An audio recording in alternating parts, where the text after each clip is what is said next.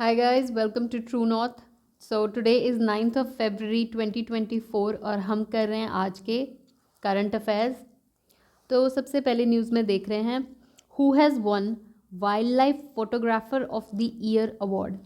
तो British photographer Nima Sarikhani is the winner for this image right here which is titled ice bed, जो कि depict कर रही है एक polar bear sleeping on an iceberg.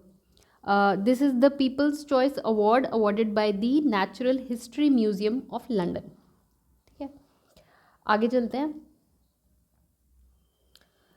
Bharat Ratna award for the year 2024।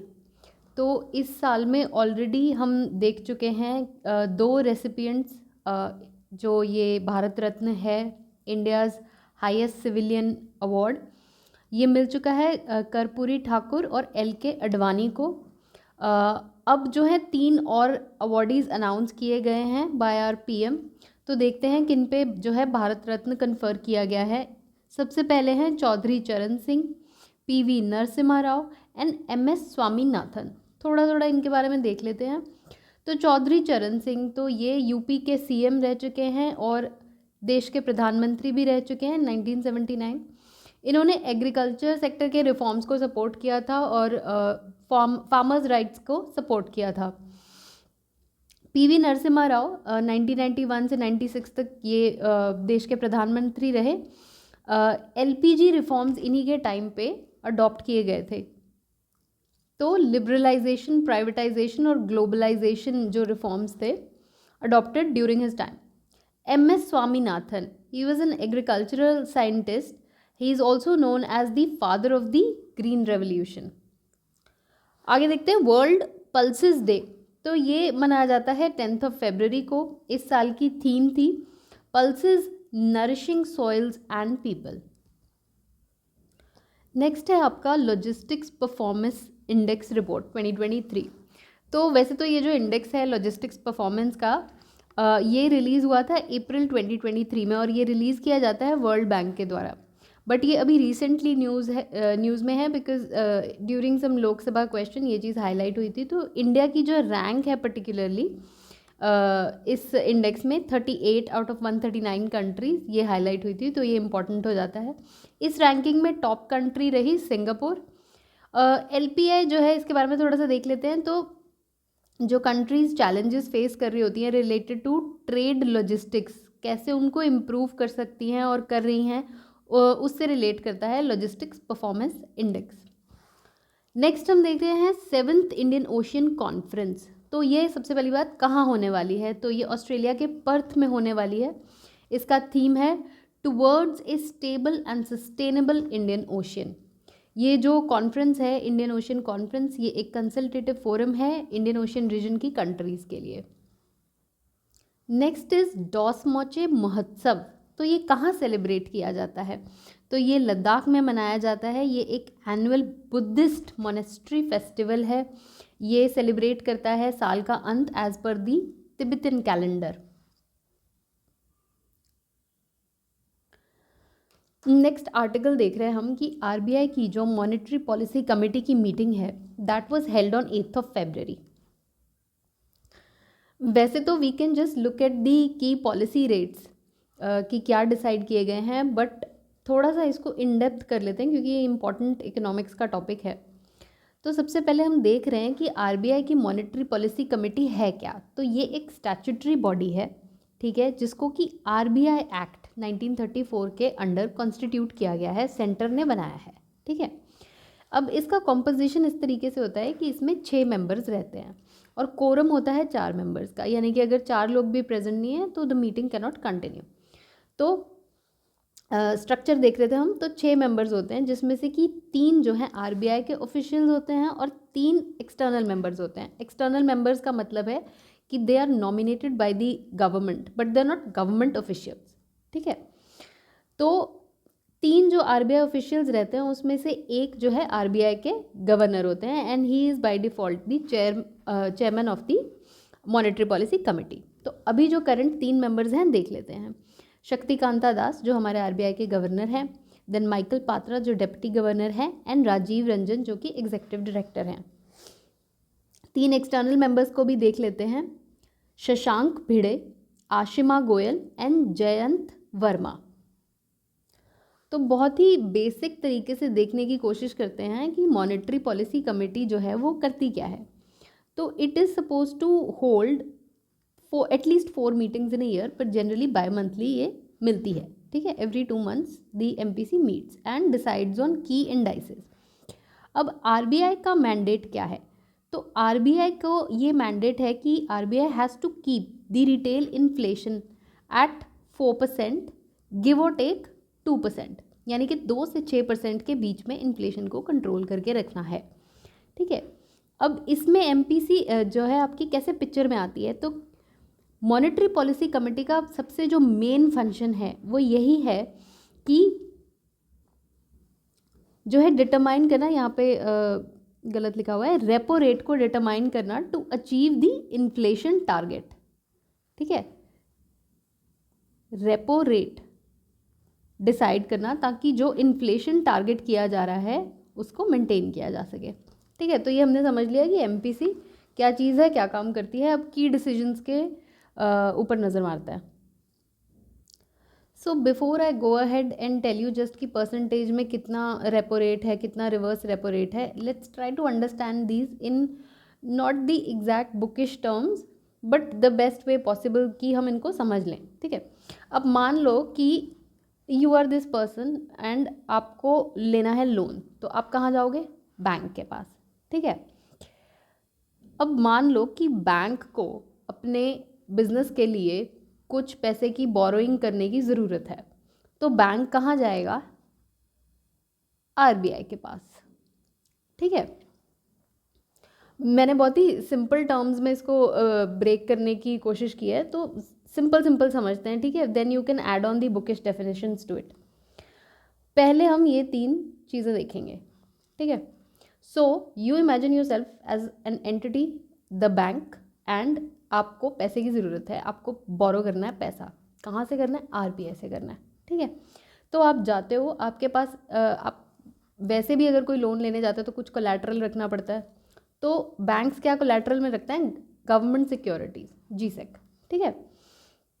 तो आपने GSEC collateral में रखा और आपने कुछ पैसा बोरो कर लिया RBI से। अब RBI आपको किस रेट पे वो बोरोइंग, वो लोन अमाउंट देगा? दैट वुड बी दिस, जो कि अभी 6.5% रखा गया है, which has been kept unchanged for the 6th consecutive time, ठीक है। तो जितनी बार भी MPC मीटिंग बैठी है पिछले 6 टाइम्स यही रेट रहा है, 6.5%। तो इसको आप रट लीजिए, ठीक है। अब मान लीजिए ये जो कोलैटरल है गवर्नमेंट सिक्योरिटीज़, ये आपके पास नहीं है फॉर सम रीज़न, या आपने ऑलरेडी लोन उठा चुके हैं, व्हाटएवर, ठीक है। तो आपको इमरजेंसी है as a bank and you want to borrow, तो then also you will go to the RBI, but this time now क्योंकि आपको इतना इमरजेंसी है लोन की, तो you will be charge a higher rate. तो रेपो रेट के percentage में 0.25 बेसिस ऐड हो जाता है। तो 6.75% is the marginal standing facility, यानी कि आप अपने SLR कोटा की GSEC जो है उसको प्लेज करके, SLR कोटा इज आपका स्टैंडिंग लिक्विडिटी रेशियो, इसको भी देखेंगे हम।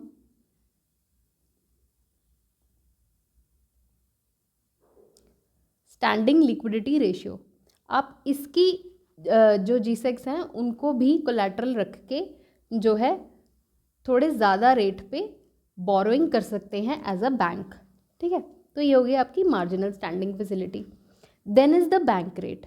अब दिस इज़ जनरली एक तो ये आजकल ज़्यादा यूज़ नहीं होता है, and this is generally kept equivalent to MSF।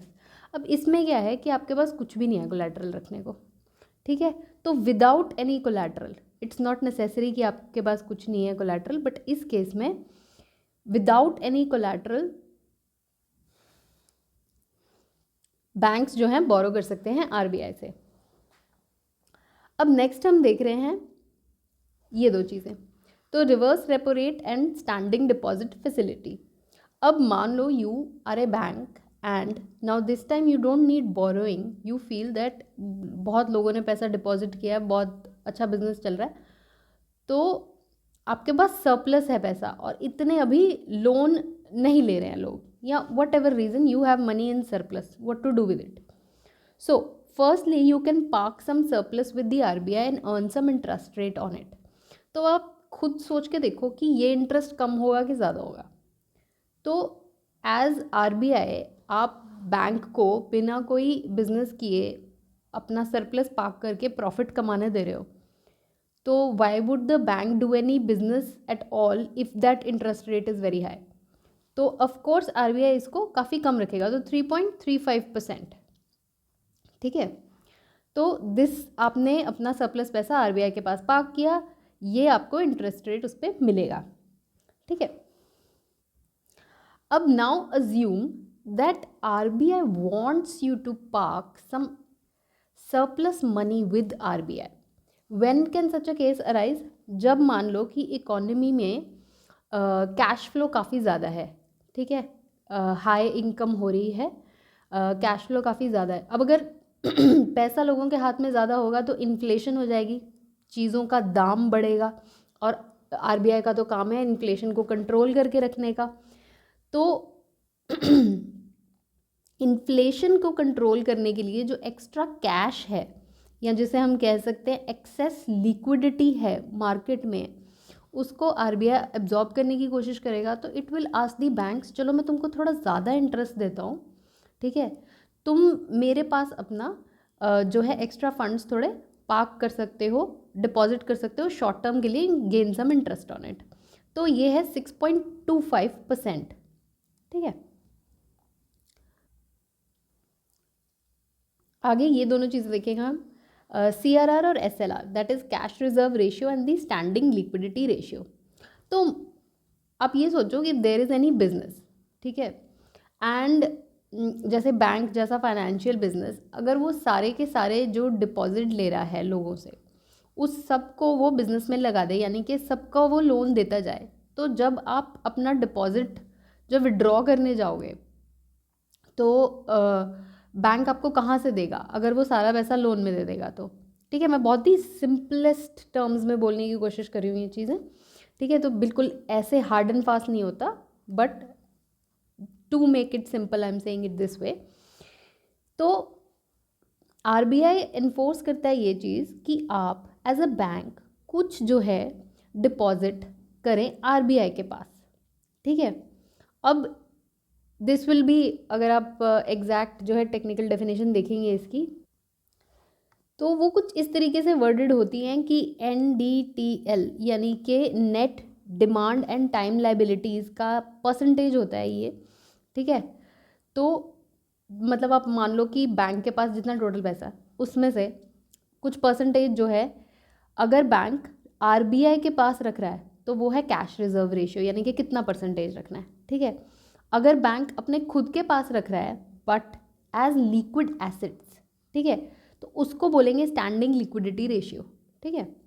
तो ये जो परसेंटेज है ये बैंक के NDTL का है, यानी कि net demand and time liabilities. Again मैंने ये चीज़ इसलिए नहीं लिखी to keep this simple. So banks को इतना डिपॉजिट RBI के पास रखना है, इसके ऊपर दे अर्न नो प्रॉफिट और interest. This is 4.5% currently CRR. SLR जो है आपका, जो डिपॉजिट्स लिक्विड एसेट्स में रखने, यानी कि कैश, गोल्ड, गवर्नमेंट सिक्योरिटीज़ के फॉर्म में, दैट इज़ 18%. ठीक है. अब आगे ये चीज़ें देखते हैं 3. एक तो RBI ने कितना GDP ग्रोथ प्रोजेक्ट किया है फॉर दी फिस्कल ईयर 2024-25, तो 7%. ठीक है. दूसरा जो डेटा सामने आया दैट इज़ कि इंडिया का करंटली फॉरेक्स रिजर्व कितने पे स्टैंड करता है, तो इट इज़ एट $622.5 बिलियन. ठीक है. और रैंकिंग भी देख लेते हैं हम, तो 4th रैंक पे है India, China is at top, Japan, Switzerland and then India. फिर RBI ने कितना इन्फ्लेशन जो है प्रोजेक्ट किया है for the current fiscal year, 5.4%, and for the next fiscal year 4.5%. तो एक बार इसका क्विक रिकैप कर लेते हैं. तो repo rate is at 6.5%. Banks can borrow from RBI at this rate, कुछ कोलैटरल रख के. MSF 6.7%. अब आपके पास जो नॉर्मल कोलैटरल है वो नहीं है as a bank, so you give your SLR quota G6, ठीक है, आपने दूसरा कोलैटरल दिया तो आपको थोड़ा सा एक्स्ट्रा जो है इंटरेस्ट रेट चार्ज होगा 6.75%। Bank rate is that same percentage, but इसमें विदाउट एनी कोलैटरल आप RBI से बोरो कर सकते हो as a bank. Then reverse repo rate, this is at 3.35%। आप अपना सरप्लस RBI के पास रख रहे हो as a bank so that आपको उस पर कुछ प्रॉफिट मिल जाए, ठीक है, 3.35%। स्टैंडिंग डिपॉजिट फैसिलिटी, RBI चाह रहा है कि आप अपना कुछ एक्स्ट्रा फंड जो है उसके पास रखो ताकि वो लिक्विडिटी को एंड हेंस इन्फ्लेशन को कंट्रोल कर ले। 6.25% इंटरेस्ट आप कमाएंगे as a bank when you keep your surplus funds with RBI। CRR, कितना percentage of net demand time liabilities आपको RBI के पास रखना है, 4.5%। कितना आपको अपने खुद के पास लिक्विड एसेट्स में रखना है, 18%, that is standing liquidity ratio, SLR, ठीक है। GDP ग्रोथ हमने देख लिया 7%, forex reserve 622 billion, and then inflation for the next physical year 4.5%, 4.5%।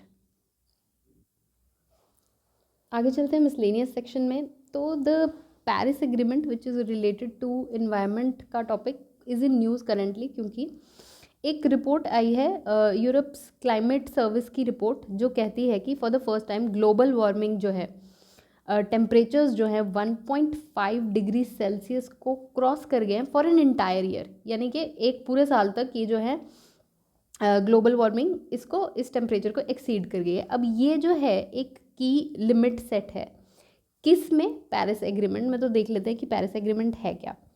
तो हमें पता है कि कॉन्फ्रेंस ऑफ पार्टीज़ जो है मीटिंग होती है क्लाइमेट चेंज पे। तो यहाँ पे कुछ इंपॉर्टेंट लिखी हुई हैं, इसमें से ये वाली सबसे पहले हम देखते हैं COP21। तो this was held in 2015 in Paris France. तो यहाँ पे जो है पेरिस एग्रीमेंट हुआ था 2015 में, और इसमें ये डिसाइड किया गया था कि हम ग्लोबल वार्मिंग के लेवल को बिलो 2 डिग्री सेल्सियस जो है मेंटेन करेंगे, एंड आइडियली प्रेफरेबल है कि 1.5 डिग्री सेल्सियस। अब किस लेवल से ये कंपेयर कर रहे हैं, जो प्री इंडस्ट्रियल लेवल्स हैं उससे। तो प्री इंडस्ट्रियल लेवल से कंपेयर करते हुए 1.5 डिग्री से ज़्यादा टेम्परेचर राइज नहीं होने देंगे थ्रू ग्लोबल वार्मिंग, ऐसा जो है पेरिस एग्रीमेंट कहता है, ठीक है। इन्वायरमेंट के लिए काफ़ी इंपॉर्टेंट टॉपिक है ये। साथ ही दूसरे दोनों भी देख लेते हैं। तो COP3 ये हुई थी आपकी 1997 में जापान में, कियोटो जापान में, ठीक है। अब यहाँ पे जो है हुई थी साइन द कियोटो प्रोटोकॉल, जिसमें कि इंडस्ट्रियलाइज्ड इकोनॉमीज़ ने कमिट किया कि हम रिड्यूस करेंगे ग्रीन हाउस गैसेस को, जो GHG एमिशंस है इनको कंट्रोल में लाएंगे, ठीक है। COP21 हमने देख लिया। Then COP26 is also very important. ये हुई थी आपकी ग्लासगो स्कॉटलैंड UK में 2021 में, और यहाँ पे हुआ था ग्लासगो क्लाइमेट पैक्ट, जो कि रिलेटेड था कोल से, कि कोल को भी as a source of power fuel जो है फेज डाउन करना चाहिए, कम करना चाहिए, ठीक है। आगे चलते हैं। So PM of Guyana is on a 6-day official visit to India. तो ये कौन है, मार्क फिलिप्स, ठीक है। दिल्ली ने लॉन्च किया है free bus travel for the transgender community, ठीक है। तो आज के करंट अफेयर्स में इतना ही। Thank you so much for watching. इसकी जो PDF है और शॉर्ट समरी आपको टेलीग्राम ग्रुप में मिल जाएगी, ठीक है। Happy reading.